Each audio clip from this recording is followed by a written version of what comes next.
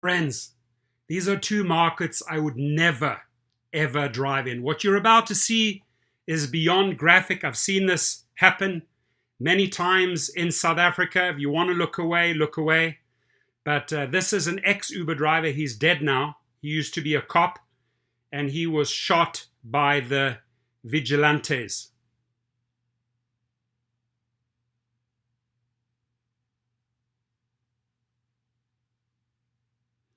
Two shots in the head, right? The guys didn't like the fact that they don't know who the Uber driver is coming into their areas, into those slums of Rio, right? They stay away from the taxi drivers. The same thing in South Africa, I can tell you. They stay away from the taxi drivers, from the Kodeta, Kosatu. I've personally seen 14 people from a taxi organization in Kodeta, personally with my own eyes, seen a group move in and open fire on the public and on mothers and on school children coming out of a school, killing multiple kids, multiple mothers as they were picking up the kids, just to send a strong signal to the opposing taxi organization.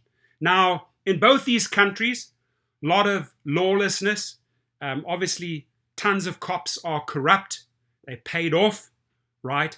But do you want to drive under these conditions? I mean, I've had South African drivers contact me and say, you know what?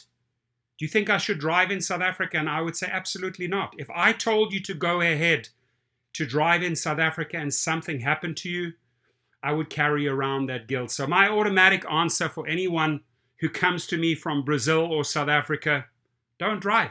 I've been there. I haven't seen this happen in Brazil, but with my own two eyes, I've seen it too many times, right? When I used to run a vending machine business, 4,000 vending machines, the mafia came in, the head guy, I stood aside. The guy went up to the teller. I had a 19-year-old boy, African, working for me, Trevor, young guy. And I was busy promoting him up the ladder. And the mobster pulls out the gun in front of me and says, you guys need to move out of this area. And shot the kid in front of me 7 times in the chest and in the head. Now, I was armed, but I knew retaliating would have started a war. And this is exactly what's going on in these countries when you're talking about taxi organizations feuding or people behind taxi organizations feuding with Uber or people pinning the public against Uber. It's not worth it, folks. It is truly not worth the money in South Africa or Brazil getting into a car and ending up with a bullet in your head several months later. Right? I could tell you story after story after story. This was the reason I left South Africa, because of one of the highest murder and rape rates in the world. Right? I didn't want to become a statistic. I insisted that my family sold their safari lodge and moved out. They're moving out this July to Portugal, precisely because of the high statistics. I don't want any family member going down in the statistics books, right? I don't want you to drive in Uber, with Uber or any other company in South Africa or Brazil. They have their well-established taxi organizations. Let them lead the way, right? You do not want to F with these people, right? You saw the video right there. This was an ex-cop who worked for Uber. And they were asking him, and he said, no, I just drove into this area. I'm an Uber driver. Pop, 2 shots, right?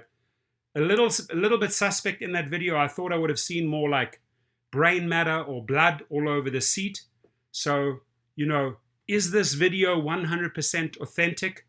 I'd rather let experts speak, but having seen people get murdered firsthand many a times, right, over a packet of cigarettes.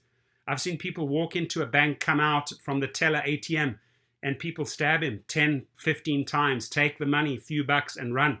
I've seen people shoot people over a box of cigarettes. I've seen people shoot another person in the back of the head because he wanted the cell phone. It's not worth it, folks.